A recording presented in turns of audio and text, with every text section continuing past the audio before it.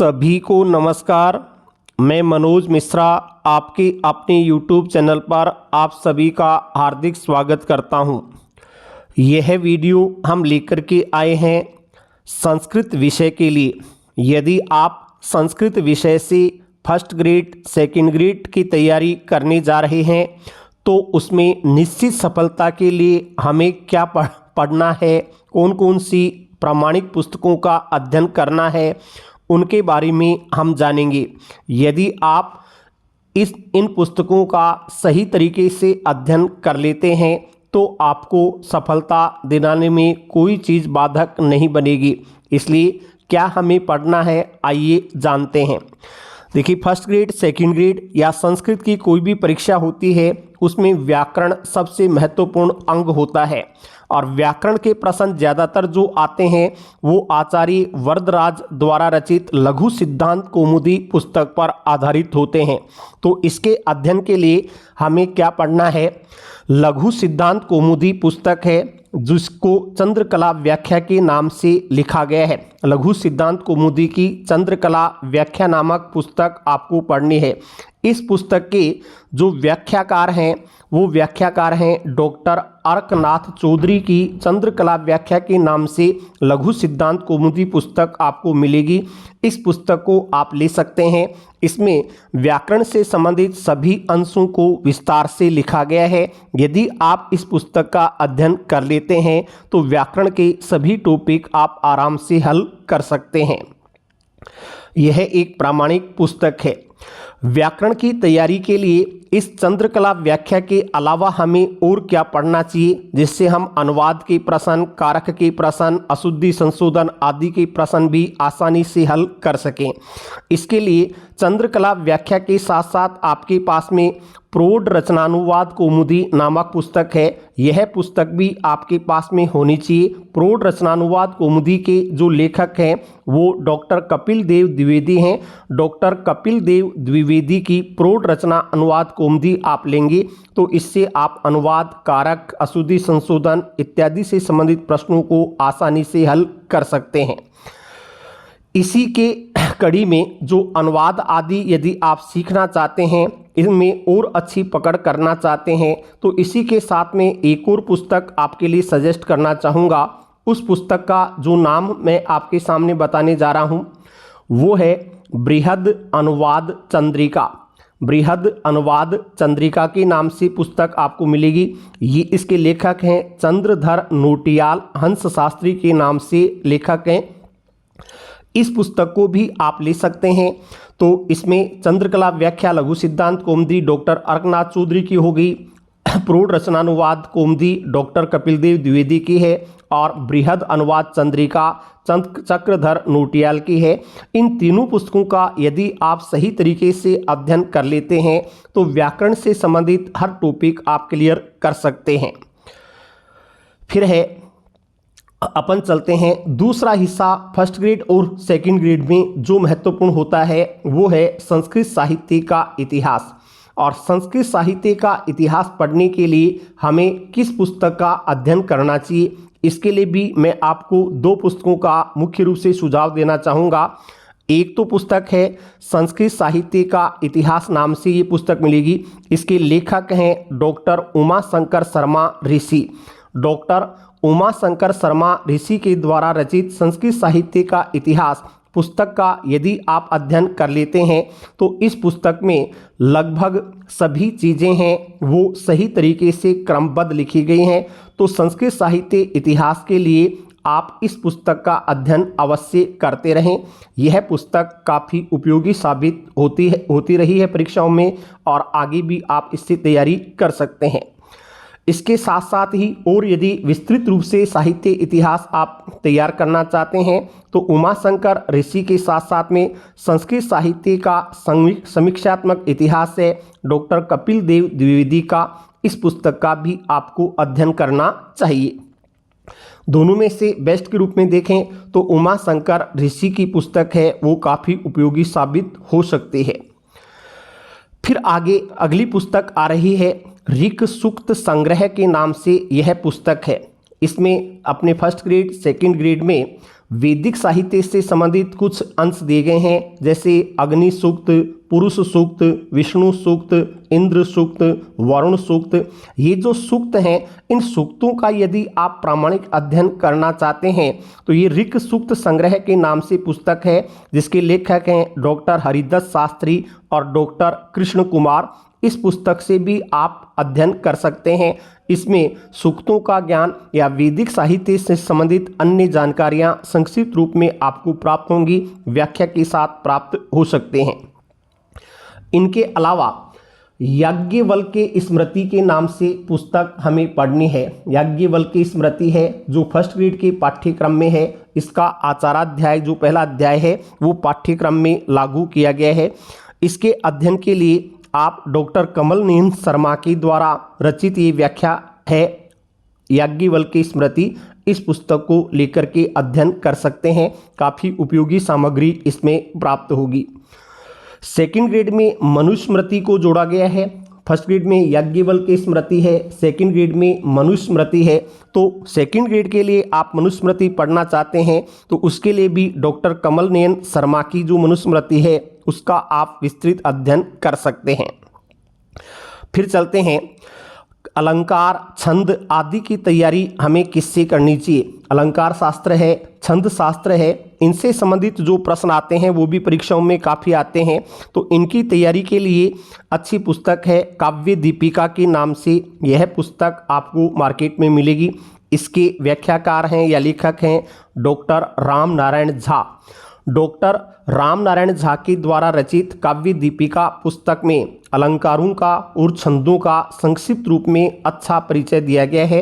इस पुस्तक के द्वारा आप इन दोनों टॉपिक्स को तैयार कर सकते हैं। फिर चलते हैं, ईशावास्योपनिषद सेकंड ग्रेड के पाठ्यक्रम में यह प्रकरण जोड़ा गया है, ईशावास्योपनिषद। यदि आप ईशावास्योपनिषद से संबंधित प्रश्नों को सही तरीके से पढ़ना चाहते हैं तो इसके लिए माणिक्यलाल शास्त्री जी की पुस्तक है, व्याख्या के रूप में लिखी गई है ईशावास्योपनिषद। डॉक्टर माणिक्यलाल शास्त्री हैं, चमड़िया कॉलेज फतेहपुर के आप प्रिंसिपल रहे हैं। इनकी पुस्तक का आप सही तरीके से अध्ययन करें तो ईशावास्योपनिषद से संबंधित सभी प्रश्नों को आप सही तरीके से हल कर सकते हैं। छंद शास्त्र, अलंकार शास्त्र के लिए डॉक्टर रामनारायण झा की पुस्तक के अलावा भी यदि आप देखना चाहें, हालांकि वो पुस्तक पर्याप्त रहेगी, फिर भी विकल्प में लेना चाहें तो संस्कृत व्याकरण एवं छंदो ज्ञान के नाम से पुस्तक है, रमेश चंद्र घुसिंगा के द्वारा रचित है। इस पुस्तक का आप अध्ययन कर सकते हैं। रमेश चंद्र घुसिंगा की ही काव्य भारतीय संस्कृति से संबंधित पुस्तक भी आती है। आप भारतीय संस्कृति से संबंधित प्रश्नों को हल करने के लिए भी इनकी एक अन्य पुस्तक का अवलोकन कर सकते हैं। फिर चलते हैं, सांख्य कारिका जो कि प्रथम श्रेणी के पाठ्यक्रम में निर्धारित की गई है। डॉक्टर ईश्वर कृष्ण के द्वारा रचित सांख्य कारिका से संबंधित प्रश्नों को सही करने के लिए हमें क्या पढ़ना है तो इसके लिए डॉक्टर देवेंद्र नाथ पांडे के द्वारा व्याख्यायित ये पुस्तक है सांख्य कारिका। इस पुस्तक का आप अध्ययन करें तो काफ़ी उपयोगी साबित होगा। फिर चलते हैं अपन तर्क भाषा। तर्क भाषा से संबंधित चीज़ें यदि आप सही तरीके से हल करना चाहते हैं तो तर्क भाषा के लिए हमें क्या पढ़ना चाहिए, इसके लिए भी मैं आपको एक व्याख्या केशव मिश्र की जो तर्क भाषा है इसके लिए भी डॉक्टर अर्कनाथ चौधरी की पुस्तक को सुझाना चाहूँगा। इस पुस्तक का यदि आप अध्ययन करेंगे तो तर्क भाषा से संबंधित जो चीज़ें हैं वो आप सही तरीके से हल कर सकते हैं। इस पुस्तक का आपको अध्ययन करना चाहिए। इसके बाद में हम चलते हैं और हम क्या पढ़ सकते हैं, किन चीज़ों का अध्ययन कर सकते हैं। सेकंड ग्रेड में संस्कृत शिक्षण की विधियां आती हैं। संस्कृत शिक्षण की विधियों के लिए जो प्रश्न ज़्यादातर पूछे जाते हैं वो डॉक्टर संतोष मित्तल हैं, उनके द्वारा रचित पुस्तक से ज़्यादातर प्रश्न पिछली परीक्षाओं में आए हैं। तो शिक्षण विधियों के सही अध्ययन के लिए संस्कृत शिक्षणम नामक की पुस्तक है, इसकी लेखिका हैं डॉक्टर संतोष मित्तल। इसका आप अध्ययन करेंगे तो काफ़ी उपयोगी रहेगा। भगवत गीता भी अपने पाठ्यक्रम में आती है, इसका प्रायकर द्वितीय अध्याय पाठ्यक्रम में शामिल किया गया है। फर्स्ट ग्रेड सेकंड ग्रेड दोनों में ये शामिल है। इसके लिए आप कोई भी एक पुस्तक है उसको अनुवाद के लिए ले सकते हैं। गीता प्रेस गोरखपुर की भी ये हिंदी अनुवाद की पुस्तक है, इससे आप तैयारी कर सकते हैं। फिर नीति शतक के भी कुछ पद परीक्षाओं में आते रहते हैं। नीति शतकम के श्लोकों का पूर्ण अध्ययन करने के लिए आपके सामने पुस्तक आ रही है, जिसके लेखक हैं डॉक्टर गोपाल शर्मा। इस पुस्तक का आप अध्ययन करेंगे तो नीति शतकम से संबंधित प्रश्नों को आप सही तरीके से हल कर सकते हैं। ईशावास्योपनिषद सेकेंड ग्रेड के पाठ्यक्रम में थी, उसके लिए मैंने माणिक्यलाल शास्त्री की पुस्तक आपको बताई। अब फर्स्ट ग्रेड में कठोपनिषद के नाम से एक पुस्तक चलती है। इस कठोपनिषद के अध्ययन के लिए आप डॉक्टर राजेंद्र प्रसाद शर्मा के द्वारा व्याख्या की गई ये पुस्तक ले सकते हैं। इसमें कठोपनिषद से संबंधित जो जानकारियां हैं वो काफ़ी अच्छी दी गई हैं। इस पुस्तक का आप अध्ययन कर सकते हैं। ये सभी पुस्तकें प्रामाणिक रूप में हैं, इनको आप तैयारी करेंगे तो काफ़ी फायदे में रह सकते हैं। लेकिन इनकी तैयारी उन्हीं बच्चों के लिए मैं कहना चाहूँगा कि जिन्होंने शास्त्री और आचार्य परीक्षाएं पास की हैं, शास्त्री परीक्षा का अध्ययन किया है, आचार्य का अध्ययन किया है, जो इन पुस्तकों को सही तरीके से हल कर सकते हैं, इन पुस्तकों का सही तरीके से अध्ययन कर सकते हैं। लेकिन जिन्होंने बीए में संस्कृत विषय लेकर के अपनी तैयारी की है और अब वो बीए एमए में संस्कृत लेकर के तैयारी की है और अब वो सेकंड ग्रेड फर्स्ट ग्रेड देना चाहते हैं, तो वो शायद इन पुस्तकों से अधिक उपयोगी सामग्री निकाल नहीं सकेंगे। तो जो पुस्तकें मैंने ऊपर आपको बताई हैं उन सभी में से जो जो मुख्य मलाई रूपी चीज़ें हैं, अच्छी चीज़ें हैं, उपयोगी चीज़ें हैं, उन सबको निकाल करके मैंने खुद अपने स्तर पर पुस्तकें तैयार की हैं।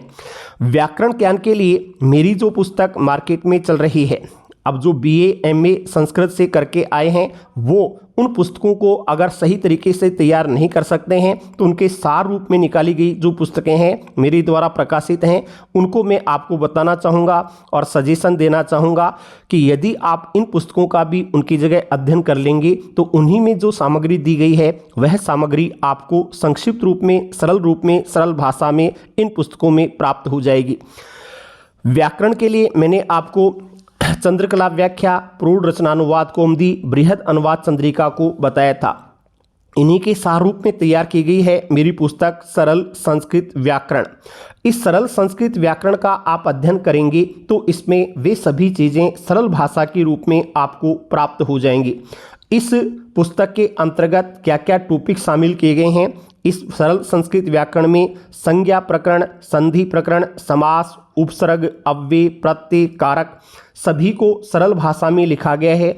इसके अलावा शब्द रूप, धातु रूप, वाच्य परिवर्तन, छंद, अलंकार, ये जितनी भी चीज़ें हैं वो सरल रूप में आपको पढ़ने को मिल जाएंगी। तो बीए और एमए संस्कृत वालों को अगर सरल भाषा में या संक्षिप्त रूप में अध्ययन करना है तो उन पुस्तकों की जगह इसका आप सहारा ले सकते हैं। शास्त्रीय आचार्य के भी ऐसे स्टूडेंट्स जो जो उन पुस्तकों को नहीं पढ़ सकेंगे उनके लिए भी ये काफ़ी उपयोगी साबित होगी। पिछली परीक्षाओं में लगभग व्याकरण के सभी प्रश्नों को इस पुस्तक के द्वारा कवर किया गया है। 95% से अधिक प्रश्न पूछे गए हैं।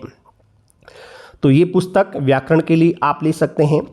संस्कृत साहित्य का इतिहास तैयार करने के लिए मैंने आपको उमाशंकर शर्मा और कपिल देव द्विवेदी की पुस्तक का सुझाव दिया था। काफ़ी उपयोगी पुस्तकें हैं, लेकिन उन्हीं पुस्तकों में से उमाशंकर शर्मा, कपिल देव द्विवेदी और उसके साथ में बलदेव आचार्य की पुस्तकों से भी कुछ सामग्री लेकर के मैंने अपनी पुस्तक तैयार की है, संस्कृत साहित्य का सरल एवं संक्षिप्त इतिहास। इस पुस्तक में इतिहास से संबंधित सभी जानकारियां एक जगह है, सरल भाषा में और संक्षिप्त रूप में लिख दी गई हैं। आप संस्कृत साहित्य इतिहास की तैयारी के लिए उन पुस्तकों को यदि नहीं पढ़ सकते हैं, ज़्यादा आपको मोटी लगती हैं, तो इस संक्षिप्त पुस्तक का अध्ययन आपके लिए काफ़ी उपयोगी साबित होगा।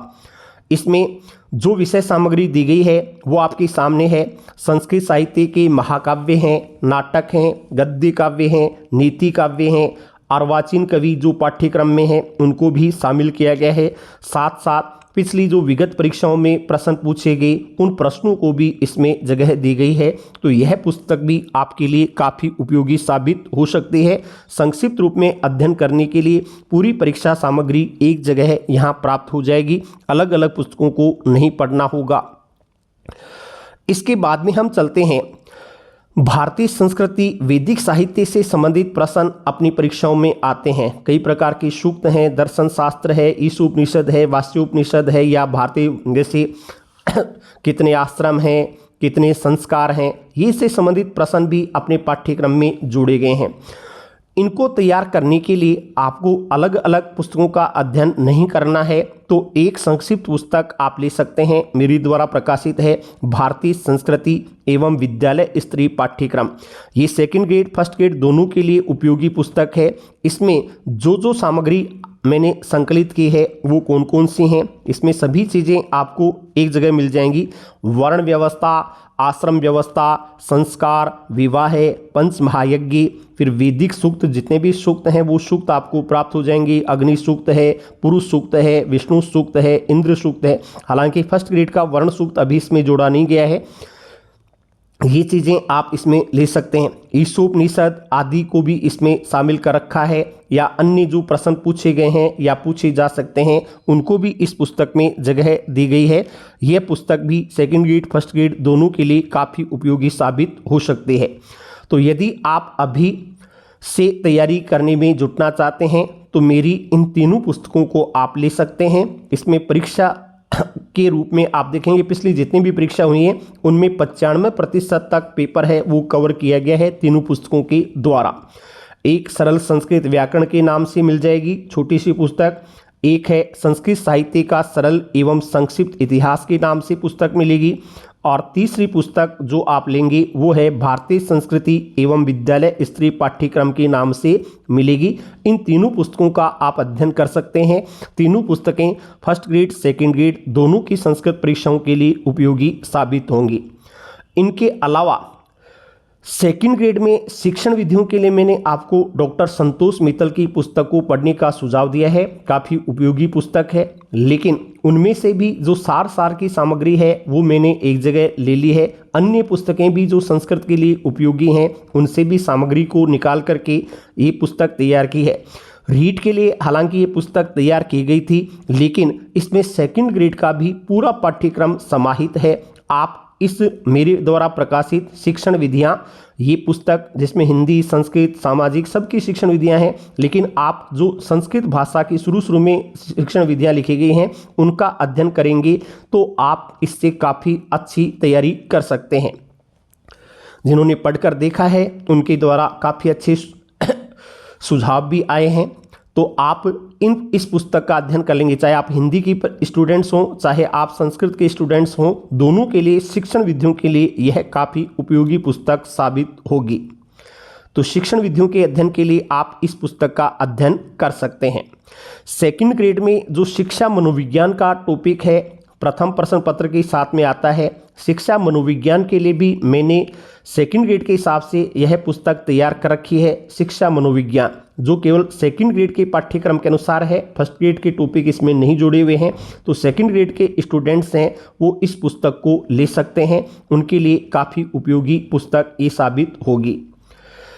फर्स्ट ग्रेड में एक स्कूल मैनेजमेंट का टॉपिक आता है फर्स्ट पेपर के अंतर्गत, जिसके लगभग 15 प्रश्न पूछे जाते हैं।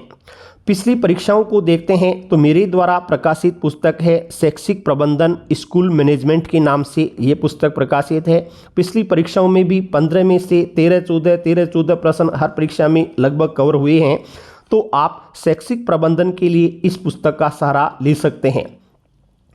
परीक्षा तक आते आते कुछ नए नोट्सों के साथ में पुनः ये प्रकाशित होगी, लेकिन पहले आप सामान्य जानकारियां लेना चाहते हैं तो यह पुस्तक भी आपके लिए काफ़ी उपयोगी साबित हो सकती है।